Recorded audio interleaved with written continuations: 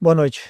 Não vi em nenhum momento excesso de confiança. Aliás, eu prefiro o excesso de confiança que a falta de confiança, né? Mas em nenhum momento eu vi excesso de confiança, ao contrário, jogadores super intensos, querendo vencer em todo momento, acelerando as jogadas, tentando fazer um jogo é, para frente, vertical e até pecando em excesso por isso, muitas das vezes, principalmente no primeiro tempo, mas fizemos um jogo onde tivemos o domínio total, domínio das chances, tivemos a bola, colocamos o adversário onde a gente queria que ele tivesse, mas é o adversário que está muito bem treinado, muito bem organizado. A gente vê que tem muitas coisas muito bem trabalhadas na fase defensiva do Vasco. Não é fácil de entrar, não foi fácil no Carioca em nenhum dos jogos e não ia ser fácil hoje, mas nós fizemos muitas chances e o goleiro dele sai como o melhor em campo. Portanto, esses dias acontecem, a gente tem que esquecer, deixar o resultado e olhar realmente o que foi feito. Acredito que a equipe fez um grande jogo. Cometemos alguns erros, sim, porque o adversário tem jogadores com muita qualidade, mas é, é, como eu falei, para mim, na minha opinião, fizemos um jogo onde merecemos mais. Claro que a gente esperava vencer um jogo. Entramos em todos os jogos para vencer, mas sabemos que o clássico nunca é fácil. Tem esse componente mental, né, e esse componente da torcida que mexe muito e fica esse jogo muito mais agressivo, muito mais intenso que os outros jogos. Mas então uma sensação sempre quando a gente não vence é uma sensação ruim, porque o Flamengo entra no campo para vencer todos os jogos. E da minha parte, principalmente, queria ter vencido, né? Mas e o outro foi do Luiz Araújo. Do Luiz Araújo, pois eu optei pelo Plata jogar uns minutos de 9 no lugar do Bruno. Aí depois, com a entrada do Pedro, eu passei o Plata para a posição natural dele. E não, naquele momento, né, que o time. Fiquei com uma troca ainda para o final, mas eu entendi que o Alan ia me dar mais ritmo e velocidade de circulação. É, e mais também estabilidade na hora da perda da bola, né? Então na transição defensiva ele ia controlar melhor, entrava fresco, o Nico já vinha baixando um pouco o ritmo e optei por essa troca. Mas a troca do Luiz era uma troca que eu tinha pensado no lugar do Arrasca, principalmente por isso, mas na hora que eu senti que o jogo podia sair das nossas mãos, eu optei pelo Alan para retomar o controle e tentar empurrar o Vasco para a área deles. Assim conseguimos, tivemos mais duas chances aí no final, mas infelizmente o goleiro deles, Léo Jardim, fez grandes defesas. Bom, eu acho que tem mérito das duas partes, tanto do goleiro deles como do treinador deles, que trabalha muito bem essa fase defensiva. Mas sim, nós chegamos no primeiro tempo, principalmente com bastante facilidade na área do Vasco, principalmente pelo lado do Michael. E na hora do último passe, ou da última finalização, da hora até do jogador ser determinante, a gente não estava fino. Hoje, infelizmente, não tivemos. E outra, também não finalizamos menos jogadas com tempo, né? Porque o Vasco, como eu falei, defende bem, os zagueiros leem bem a jogada, cobrem bem a profundidade. Portanto, tivemos menos tempo para finalizar.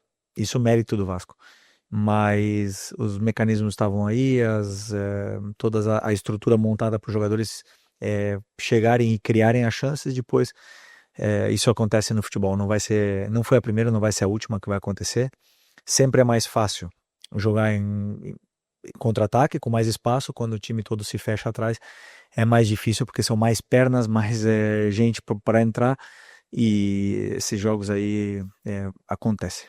Você considera que hoje, tecnicamente, esses jogadores não estavam, digamos, numa noite feliz? Não, eu não acredito nisso. Assim, eu vi que com a bola os jogadores estavam bem, não estavam perdendo a bola. O Arrascaeta, é, o Gerson não estava perdendo a bola. Claro que depois, dentro da área, o Gerson teve três chances, né, no primeiro tempo: uma de cabeça, uma de fora, um chute de fora, um passe atrás, e a outra agora que eu não estou lembrando. Mas ele teve algumas chances de fazer gol, mas a finalização não foi perfeita, né? Depois o Pedro teve chances, o Cebolinha teve chances. Mas eu não senti o time mal com bola, sabe? Eu não senti o time sem confiança. Não senti aqueles erros onde a bola escapava do pé. Eu senti um time com confiança, construindo as jogadas, mantendo a solidez, principalmente a organização para atacar e dando poucas transições, né, poucas possibilidades de contra-ataque para o Vasco. Né? Claro que o Vasco tem jogadas preparadas e conseguiram sair algumas vezes e criar algum perigo, mas o time manteve a organização. Depois não senti eles abaixo nesse quesito, mas claro, brilharam, como você falou, brilharam, porque quando não faz gol, obviamente que não teve o brilho que falta. E que você fizesse uma análise do Bruno e também respondesse a questão do Pedro. Obrigado. Bom, o Bruno fez tudo o que eu pedi, ficou posicionado onde eu pedi, atacou o espaço quando tinha que atacar, e nós geramos mais jogo, na verdade, pelo lado direito do Vasco, né? E aí ele sempre preencheu a área e não acabou tendo a chance, né? Algumas vezes o Wesley mesmo chegou também na linha de fundo e a bola não chegou até ele, mas ele estava sempre onde eu pedi para ele estar, fez os movimentos que eu pedi para ele fazer. Portanto, quando um jogador faz tudo que o treinador pede para mim, independente de que tenha feito gol, o resultado acontecesse ou não, não importa. Eu gostei do jogo do Bruno.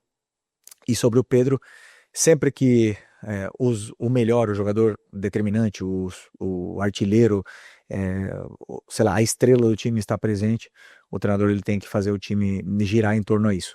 Né? O Pedro tem um perfil diferente do Juninho, um perfil diferente do Bruno e do Plata. Então,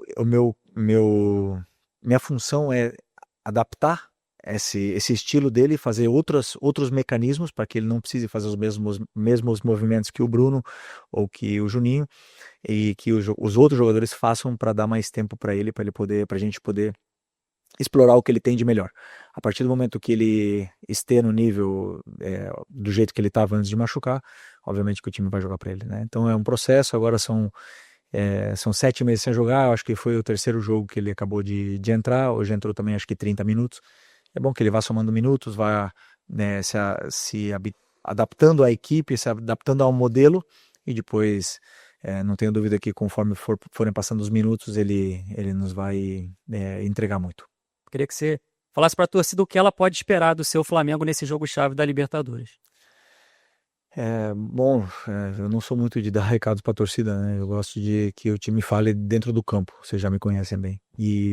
Mas assim, nunca é fácil jogar na altitude, sempre é difícil pressionar alto, porque os jogadores eles perdem o fôlego rápido e não recuperam. O problema da altitude é que você não recupera do esforço explosivo que você fez. Então, se o lateral sobe para atacar, ele não consegue voltar, né? Como aqui no nível do mar. Então, o jogador tem que dosar melhor o esforço para poder performar, né? Então, assim, vamos tentar fazer um jogo muito sólido a nível da fase defensiva e depois tentar controlar o jogo com a bola o máximo possível para tentar conquistar, fazer um grande jogo para poder vencer, que precisamos muito dessa vitória. A tomada de decisão sua, por conta de substituições ou dos atletas de escolher a melhor finalização ou melhor passe, a questão de movimentação ou a execução técnica do que já foi treinado? Pois se o Gerson faz o gol, se o Pedro faz o último gol, a gente não estaria falando dessa mesma maneira, né? Mas sempre que acontece alguma coisa de errado, eu fico com o número 1 treinador. Poderia ter feito mais. Se mueve hacia la izquierda o muchas veces cerca de la referencia de área. ¿Es una libertad que le das tú? ¿Está trabajado? Contamos un poquito acerca de esa situación. Não, posso falar em português? Ou em espanhol? Se bem que para ti é melhor em espanhol. Português? Então, não, foi plano de jogo mesmo. Foi sobre o que a gente estudou e acreditava que poderia causar dificuldades para o adversário defender esse movimento dele. Então, o Arrasca é um jogador que obedece muito taticamente, é muito inteligente na ocupação dos espaços, identifica muito bem os espaços, gera muita vantagem, vantagem tática, mas também a vantagem qualitativa que ele possui e nos dá muito. Então, assim, o importante é que ele está sendo muito decisivo para a gente, nos tá gerando muito jogo, mas esse pedido foi meu. Não, o Ayrton parece que foi cãibra, né? Um jogador que vinha há bastante tempo sem ter uma sequência, voltou a ter uma sequência agora, então sentiu cãibras normal e mais ainda num clássico onde tem um componente emocional em todos eles e isso joga contra, né? Porque o jogador ele fica pensando no jogo muito tempo, não só ele, senão vários jogadores, é, acontece isso. Mas fez um bom jogo, foi muito sólido em todos os aspectos e infelizmente teve que sair. O Varela é um jogador extremamente confiável, sempre que entra dá conta do recado, joga bem na direita, joga bem na esquerda. Praticamente em todos os jogos que ele jogou, ele foi um dos melhores em campo comigo. Sempre, sempre. Então, assim, eu já falei outras vezes, é muito difícil e até me sinto injusto com ele, porque não é nada fácil deixar ele fora. Essas decisões eu tenho que tomar, mas ele é o tipo de jogador que todo treinador gosta de ter, porque sempre coloca a equipe em primeiro lugar. Então, estou encantado com ele. Mas o Flamengo, de repente, jogar com o Léo Ortiz, Léo Pereira e Danilo, ou com a volta do Alexandro, também fazer esse zagueiro pela esquerda, e se a torcida pode esperar ver de novo esse sistema com 3 zagueiros. Sim, eu penso isso com toda a minha convicção do mundo. Eu penso que um time que briga por título tem que saber dominar 2 sistemas. A gente joga no 4-4-2, mas muitas das vezes a gente se transforma no 3-4-3. Então, já dentro do próprio jogo essa dinâmica existe e esses mecanismos de compensação desse sistema, eles existem, né? E os jogadores entendem muito bem esse sistema. Do próprio jogo de hoje, aconteceram várias situações onde estávamos no 3-4-3 e o time criou essa vantagem posicional que queríamos. Com certeza é uma possibilidade que eu contemplo, usar os 3 zagueiros, Léo e Danilo, como também a possibilidade de usar em algum dos momentos algum lateral como zagueiro, tanto o Varela como o Alex, como o próprio Ayrton, e para fazer essa função e poder adaptar ela, né, depende do que o jogo pede. Então eu sempre olho bastante o adversário e faço o meu plano de jogo em função dele. Vão ter vezes que vão ser 3-4-3, 3-5-2, 4-4-2 e o importante é que os jogadores dominam bem esse sistema. Se é o momento de você tentar girar e dar oportunidade, que muitos torcedores estão perguntando, e o Matheus não entra e tal? Bom, a folga é para os jogadores, né? Depois que eu virei treinador, eu não tive mais folga. Essa é a realidade. Mas é verdade que, assim, eu não vi nenhum jogador da minha equipe mal hoje. Nenhum. Assim, não posso concordar com isso, né? Se falar que estavam abaixo. Não vi. Sinceramente. Não fizemos o gol, mas eles estavam. Fizeram. Não dá pra falar, esse jogador foi mal. Não achei nenhum deles mal hoje. Mas sim, com certeza, jogo a cada 3 dias é desgastante. As lesões começam a aparecer. Quando acontece jogo assim, sábado, terça, sexta, segunda, não tem a diferença de 4 dias, é muito pior. Né? Porque o jogador que joga hoje recupera amanhã, mas depois da manhã, que é um dia de recuperação, já tem que ir para o campo para preparar o jogo. Então, a longo prazo é muito complicado, né? Mas é igual para todo mundo. Então a gente não pode reclamar, temos que nos adaptar a isso, mas com certeza depois desse jogo da terça é só no domingo, né? Então teremos aí os jogadores terão um dia para poder recuperar, passar com a família e recarregar as energias que é importante para eles. Desculpa, do Matheus Gonçalves, claro, com certeza é um jogador que eu conto com ele, nos últimos jogos não vem tendo minutos, mas é um jogador que tem um perfil bem diferente dos outros jogadores que estão entrando, né? Como a gente está jogando com o meia, como o teu companheiro bem citou, que é o Gerson por dentro, tem o Plata, tem o Luiz Araújo que jogam aí também, e a concorrência é com eles, e nesse momento, primeiro que eu não estou achando o momento para colocá-lo, né, nessa mesma função que eles, pela concorrência que existe, e segundo porque eu vejo o Matheus também, talvez melhor versão dele fosse aberto, né, na ponta direita. E nesse momento estamos jogando sem o ponta aberto, porque o Wesley ocupa esse corredor, mas em algum momento com certeza eu posso utilizá-lo aí, e eu sei que ele tem muita qualidade e que pode render muito pra gente ainda. Bom, primeiro o que a torcida pede e que o próprio Zico fala, né, que é raça. Isso é o que todo mundo pede, quando não dá na bola, vai na raça. E o Michael faz isso mais do que ninguém.